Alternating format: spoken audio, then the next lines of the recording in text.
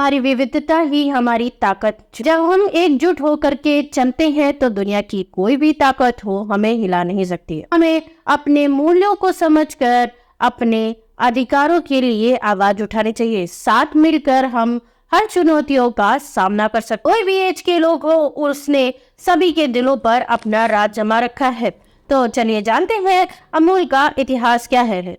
सुबह की चाय को या ब्रेड में लगा हुआ बटर, सबके दिलों पर और सबकी जबान पे सबसे पहला नाम अमूल का आता है। तो चलिए बढ़ते हैं अमूल की तरफ। अभी आपके मन में भी हमारे ही जैसे कई सवाल उठ रहे होंगे, जैसे अमूल की शुरुआत कैसे हुई और अमूल के फाउंडर कौन है, अमूल ने कैसे अपनी वर्ल्ड की बेस्ट एंड स्ट्रॉन्गेस्ट टीम बनाई जिससे उसने हर परेशानी का सामना किया। अमूल की मेन कंपनी कहाँ है, अमूल को इतनी ऊंचाई तक पहुंचाने वाला वो व्यक्ति कौन है, कैसे एक इंडियन टीम ने ब्रिटिशन को धूल चटा दी। तो आज मैं इन सभी सवालों का जवाब देने आई हूँ, तो आराम से बैठे रहिएगा और आखिरी तक इस वीडियो को पूरा जरूर देखिएगा। उत्तर भारत हो या फिर दक्षिण भारत, सभी के दिल पे ये राज करती है। अमूल एक ऐसा ब्रांड जिसने चाय की चुस्की से लेकर के आइसक्रीम के कोन तक के अपना हक जमा रखा है। अमूल कंपनी की शुरुआत गुजरात के एक छोटे से गांव कियारा से हुई थी। इसकी शुरुआत आजादी से बहुत पहले हो चुकी थी। ये उस समय की बात है जब ब्रिटिशर्स और दूध के बड़े व्यापारी किसानों का बहुत ज्यादा अच्छे तरीके से शोषण कर रहे थे। सारे व्यापारी किसानों से दूध तो लेते थे पर उनको आधे से भी आधे दाम का पैसा देते थे, जिसकी वजह से किसान बहुत ज्यादा परेशान हो चुके थे और पर किसान के पास कोई और चारा भी नहीं था। इसका अगर वो विरोध करते तो किसानों का दूध में कोई ना कोई कमी निकालकर उसको वापस कर दिया जाता था। जहाँ एक तरफ दूध किसानों की रोजी रोटी बनने की चाहिए थी, पर वहीं ये दूध ही किसानों की मजबूरी बनती जा रही थी और व्यापारियों के लिए एक प्रॉफिटेबल प्रोडक्ट बन रहा था, क्योंकि दूध में अगर प्रिजर्वेटिव नहीं डाला जाएगा तो इसको लंबे समय तक कोई भी नहीं रख सकता है। इसका फायदा बड़े बड़े व्यापारियों ने लिया और इसके पीछे एक और कंपनी ने भी इसका फायदा लिया जिसका नाम है पॉल्सन कंपनी। ये सारी दिक्कतों से किसान बहुत ज्यादा परेशान हो चुके थे। सभी किसान अपनी इस समस्या से निजात पाने के लिए अपने स्थानीय नेता त्रिभुवन दास पटेल जी के पास पहुंचते हैं और यहाँ एंट्री होती है हमारे इस स्टोरी के हीरो की, त्रिभुवन दास पटेल जी की। जब त्रिभुवन दास पटेल जी ने किसानों की इतनी बड़ी परेशानी को सुना तब उन्होंने ये फैसला ले लिया कि वो अपने सारे सहकारियों के साथ मिल करके सरदार वल्लभ भाई पटेल जी से इस परेशानी का हल लेने जरूर जाएंगे। अपने सभी सहकारियों के साथ सरदार वल्लभ भाई पटेल जी के पास पहुंचते हैं। जब त्रिभुवन दास पटेल जी की ये परेशानी सरदार वल्लभ भाई पटेल जी सुनते हैं, सहकारी मोरारजी देसाई को तुरंत ही गुजरात इंस्पेक्शन करने के लिए भेज देते हैं और वहां का हालात बताने के लिए भी कहते हैं। जब मोरारजी देसाई ने ये हालात को देखा तो उन्होंने देखा कि गुजरात के हालात तो हद से ज्यादा खराब हो चुके हैं। वो ब्रिटिशर्स और बड़े व्यापारी किसानों का बहुत ही बुरी तरीके से शोषण कर रहे हैं। उनको ना ही पैसे दिए जा रहे हैं और ना ही उनका कोई हक मिल रहा है। सरदार वल्लभ भाई पटेल जी, मोरारजी देसाई और त्रिभुवन दास जी ने 1945 में बॉम्बे सरकार के साथ मिलकर के बॉम्बे मिल की योजना को शुरू किया। सरदार वल्लभ भाई पटेल जी से इंस्पायर होकर त्रिभुवन दास जी ने और वर्गीस कुरियन जी ने, जिनको हम the father of white revolution man के नाम से जानते हैं, उन लोगों ने मिलकर के पॉल्सन के खिलाफ खड़े होने का फैसला कर दिया।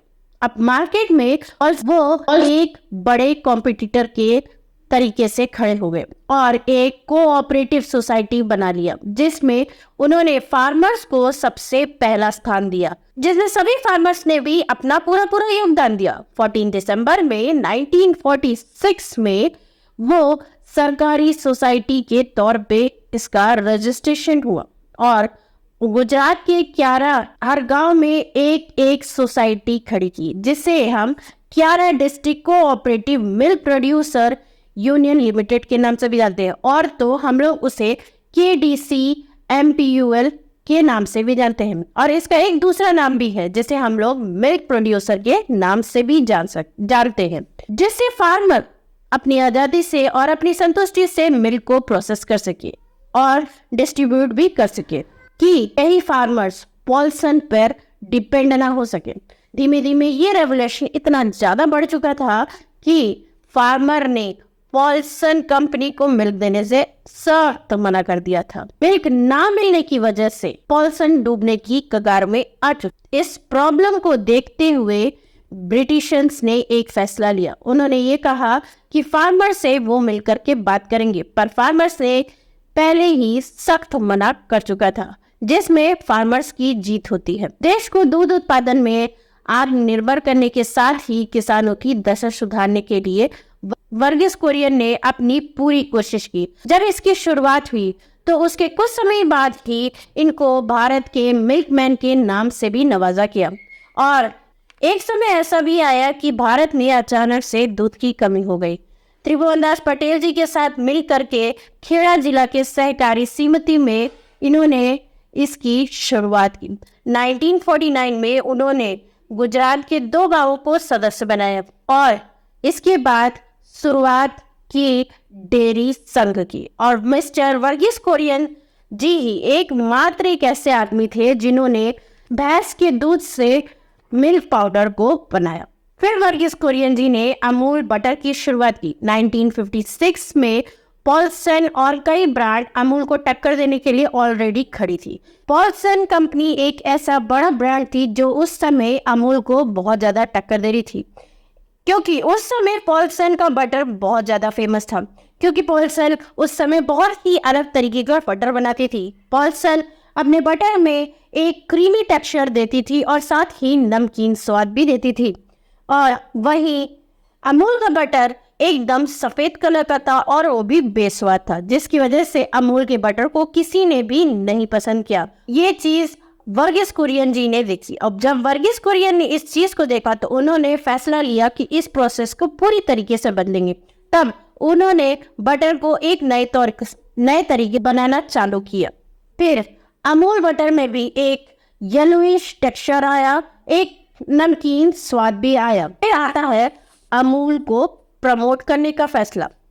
अब अमूल के बटर को प्रमोट भी करना था, क्योंकि उस समय पॉल्सन कंपनी अपने आप को बहुत ज्यादा प्रमोट कर रही थी। अब यहाँ अमूल को प्रमोट करने के लिए अमूल ने एक नया तरीका अपनाया। उस समय पॉल्सन के पैकेट में एक गर्ल की फोटो बनी थी। तब वर्गीस कुरियन ने वैसे ही सेम अमूल के पैकेट के लिए एक गर्ल की फोटो बनवाई, जो आज भी सभी के दिलों पर राज कर रही है। अमूल का एड भी इतना अच्छा है कि पुराना समय हो या आज हो, आज भी बच्चे हो या बूढ़े, सभी के जबान पर अमूल का एड हमेशा ही रहता है और सभी मम्मियों की ये पहली पसंद है।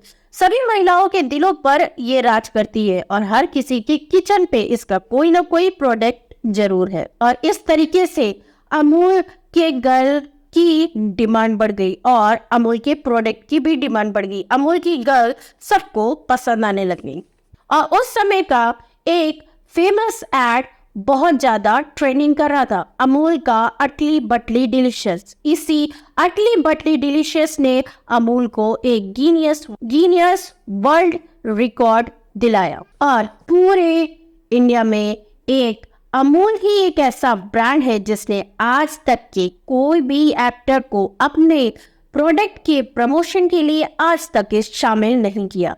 अमूल सिर्फ अपनी अच्छी सोच और एक यूनिटी की वजह से ही अमूल आज भी सब जगह में फेमस है, चाहे इंडिया का हो चाहे फॉरेन कंट्री, हर जगह अमूल का कोई ना कोई प्रोडक्ट सब कोई जानते हैं। जैसे अमूल का दूध, अमूल मक्खन, अमूल का आइसक्रीम, पनीर और हर सेगमेंट में अमूल का राज चलता है। इसी तरीके से अमूल आज मार्केट का 85% शेयर होल्ड कर रही है। जब 2016 में 11,000 करोड़ 688 का टर्नओवर कर रही थी अमूल, और अब वही 2019 में यह 32,900 60 करोड़ का टर्नओवर कर रही है। यह है अमूल और अमूल के पूरे यूनिटी की कहानी, जिसने हर किसानों को अपनी एक वैल्यू दिलाई और साथ ही हम सभी को एक गुड क्वालिटी प्रोडक्ट भी दिलाया। उम्मीद है दोस्तों आपको ये वीडियो पसंद आई होगी। अगर और इसी तरीके की और भी इंस्पायरिंग स्टोरी हमारे चैनल पे जा करके एक बार जरूर देख सकते हैं, तो हमारे चैनल को सब्सक्राइब जरूर करिएगा और हमारे इस वीडियो को लाइक एंड शेयर जरूर करिएगा।